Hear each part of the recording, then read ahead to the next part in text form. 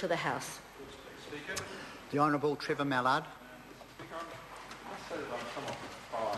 Speech from a member from Christchurch. I would have thought that members for Christchurch would not be supporting bills which undermine standards, and in fact that they would be working in the opposite. Direction. Mr. Speaker, yes, the member might have won in Christchurch, but she should not sacrifice the standards of building around the rest of the country just to stay in line with the free market approach of Maurice Williamson, who has never believed in decent standards, and as a member for Christchurch, she should be ashamed of herself for putting her name behind this bill, for being the lackey, the puppet of the minister, saying what he wants rather than looking at the legislation and especially looking at the evidence that was brought to the Select Committee. Labor supported this bill to the Select Committee.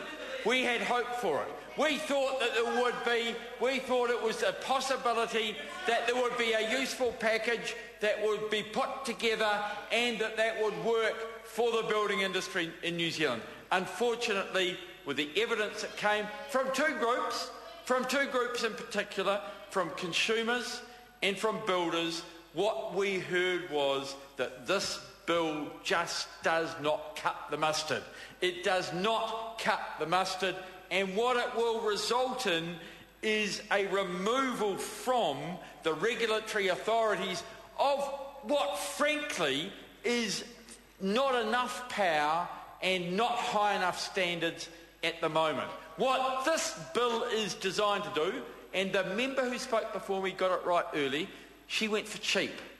Now, of course, I don't mind if things are less expensive, but what I do mind is that if we have more leaky buildings and more risky buildings as a result of the shift of the responsibility away from the consenting authorities and on to individual consumers and individual builders. Because what, sorry? Yeah, of course we have, because the standards were reduced in 1992 and now you're trying to make them worse.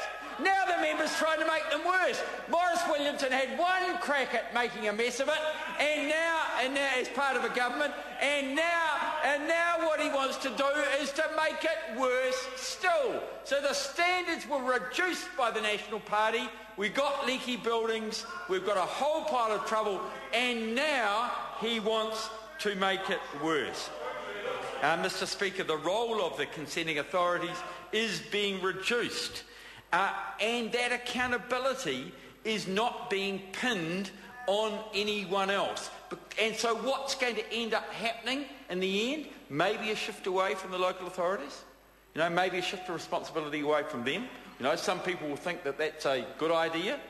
But where does it go? And it will be left, sir, with the $100 shell companies that build houses in New Zealand. You try, Mr. Speaker, if even you, sir, try and find a builder who sits behind a $100 company and try and get them 10 years later to try and take liability for the errors that they've made and the poor buildings that they have built. It is impossible. I think anyone who's been a member in this House for any period of time will have had constituents come to them who have had problems with builders who have hidden behind what are effectively shell companies and their reputations. It's not a general comment about the building profession, but all of us know that there are shonky people, often not properly qualified, who have picked up the tools and away they have gone. Mr. Speaker, so the Labor Party will not be supporting this bill from this point on. The Building Act review, which was started under the previous government, and I think Clayton Cosgrove did quite a lot of work on it, was useful, and we're in broad agreement with the direction. But what the Minister has decided to do is to cherry pick. He's picked out the bits that he likes, the bits which will deregulate, the bits which will reduce standards, rather than doing a package that is coherent and something which we might be able to support if the whole package was there. And frankly, many of the submitters said that... Sorry? The licensed building practitioner regime, which comes into effect on Thursday, is re-regulating.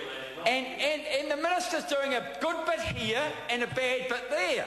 Why does he want to follow up the little bit of good work he does with a pile of rubbish here? Well, I just don't understand them. Well, although asking for consistency from Maurice Williamson is like asking Murray McCully to come to question time, Mr. Speaker. It's pretty much impossible. Pretty much impossible. Mr. Speaker, many of the submitters said the bill would not achieve its objective because of that piecemeal approach, because it only picks out part of the reform agenda, and that ad hocery means that there is not a coherent arrangement that has been widely discussed and actually more or less agreed within the industry. So if the Minister was more collaborative, if he worked more closely with the industry, I don't have much doubt that he could get together. Sorry? The industry, actually, many of the submitters from the industry who came to the Select Committee did not support it. No.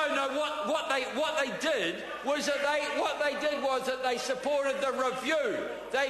They supported the review because it was a more coherent approach, and credit to Clayton Cosgrove and credit to a lot of the officials. And I went to a damn fine meeting at the Petone Workingmen's Club where there were hundreds of tradespeople there, and it's fair to say that they had a range of opinions, but they worked through the issues and they came out with broad agreement, which was mainly reflected, along with obviously dozens of other meetings of hundreds of tradespeople, with a pretty coherent package that they could wear. But what it didn't do was take off from the councils the requirement to be consenting authorities in the way that the Minister is doing in this way. The role of those consent authorities is very much circumscribed, and we believe that we have to have something there. And councils are the logical organisations. They are going to be the ones who are, if you like, the last... Can you still say last man standing? That's what I used to. That's generally the case. They'd be the last organisation standing, and therefore the logical people to have liability in the end if they have fouled up the process. But if you take away the responsibility from them and give it to the $100 companies, then what happens to the consumer who gets the leaky building, or the building where the concrete is not properly affixed, or the windows fall out, or leaks occur, or anything else happens in that way? The Minister says that you can't have mandatory warranties, that you can't have proper proportionate liability. Well, why did his officials tell the Select Committee that that's what he thought? Why is it in the report? Well, the minister should get his facts sorted and get his story straight in the area. And I have to agree with one of the Minister's Cabinet papers where it said, simply reducing or streamlining the current Act's requirements without first providing other means of quality assurance would jeopardise building quality. The timing and the sequence of each part of the reform package is important. I totally agree with the officials. I totally agree with the Minister's Cabinet paper. And it is a pity, Mr. Speaker, that the Minister couldn't read his own reports and get it right. I call Gareth Hughes. Kia ora, Mr Speaker, and mihi nui